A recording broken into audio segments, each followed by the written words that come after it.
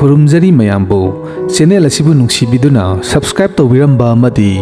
video असिबु like तौबिरंबा कौबिगनु चयोल की ओइबा राशि फलदा दिसंबर की तांग 15 दगिना दिसंबर की तांग 19 फावबगी 2024 की राशि फल अदु मयामदा पाथोक्सरअगे अहानबगी राशि असिना मेष राशि चयोल असि अदोंगी इसानुपादा ओइना हेना अफब फल पीरी अदुबु इसागी ओइनसु येक्नबा ngamba चयोल ओइ सेल थुंगी ओइनसु हेना फगतकनी लमतु कोइबा चटकनी अहल लमन सिंगदगी फंगबा सोतोना कानबा कया पीगनी दाव येंगबिगी थबकता लाइबक येंगबा याय लहु सिंगु हॉर्टिकल्चर अमदी इंखोल कोइबन सिंगबा तोंगान तोंगानबा फार्म तौबा सिंगसु कानगनी मथंगी राशि असिना वृष राशि चयोल असि इसाना हेना हैनबा थबक नत्रगा सिनफम अदुदा थवा यावना होनबियो सोइदना माइ पाकनी युंगी नुपी आंगांग सिंगनसु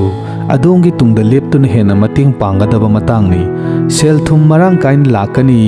लौ इंखोल फंगु हाइबा फल लै समाजना अदोंबु इकाइ खुमनगनी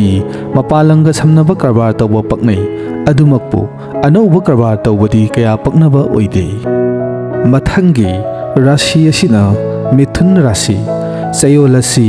अचौबा थबककी थौरांग पाइखटपिबा याय माइ पाकपगी चांग वांगना पी थबकना चिंबा एग्जाम सु ट्राई तौबियो थबक फंग्रिबसिंग थबक फंगु हाइबा चयोलनि अनौबा करबार तौबा पक्नै लन थुम लेपसिनबा ngamgani अदुबु चयोल सि दाव येंबिगी थबकती तौबिगनु सेल मांगनी लोइनना थबक तौबदा तुंगमांग येंगना तौबियो करिसु नत्तबदा चोपु हाइबा लै मथंगी राशि असिना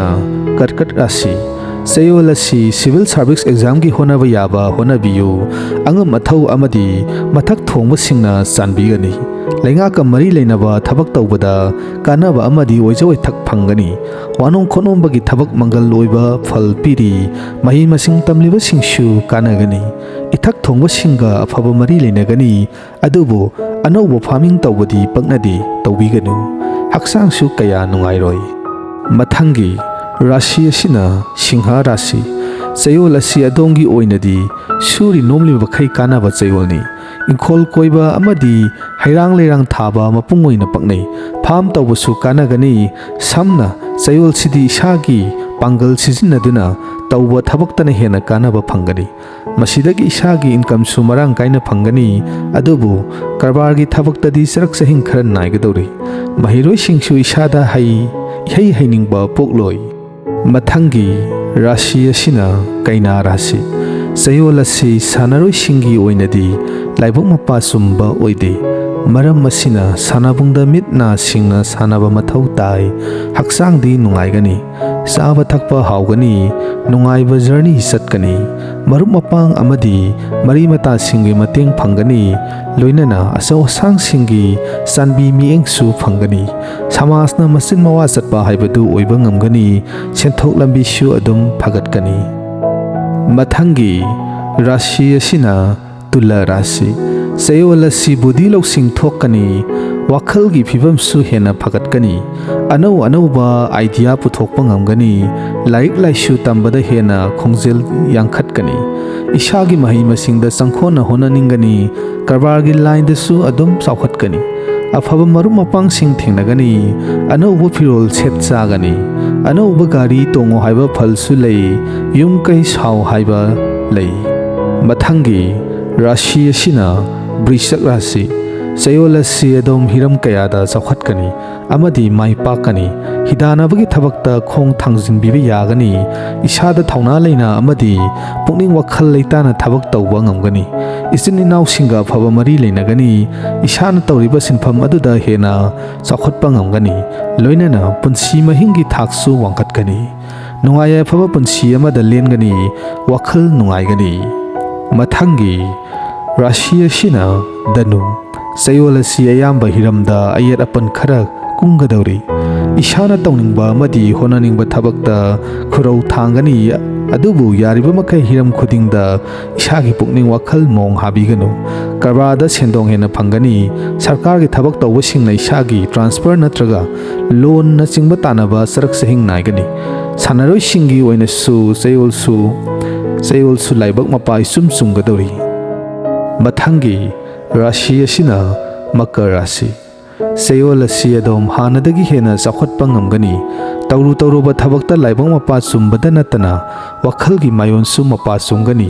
yumda arang araki potchai phangani angang oirabasu ahal oirabasu gyal lausing leiba miyoi singa tinabada ishagi kanaba kaya phangani ishagi senthok lambisu hengatkani adubu anauba law ingkholna singba leiba natraga lepsinbadi tawbiganu mathangi Rashi asina Kumbha Rashi Chayol asi adom sai kagani maru oina sakti leba khukan panganba singa tinagani masin mawa chatpa singa sanga oirubagi mahaina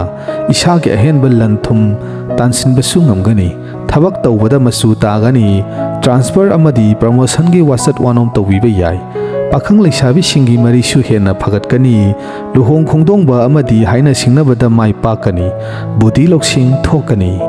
Mathangi Aroiba Rashi asina Min Rashi Chayol asi ishagi laibakna dombu mamon minok tamhangadaba matangni ishagi iral tansinbada awa ana thibiganu adomda mateng pangbigadaba singna adombu ngaiduna leiriba matangni nupa nupi anigi marisu phai amana amabu thajanaba amadi nusinaba matang oi apunba krabar tawbada hena kanaba phangani sanaroi singsu laibak mapa chungani adubu ishagi wakhaldi control tawbiyo channel asibu subscribe tawbidriba singna subscribe tawbiramba amadi video sibu like tawbiramba kaubiganu adomna subscribe tawba matamda notification icon asida nambiraga all da nambiyo mashina video upload hek torakpa matamda adongi phone da notification laknabani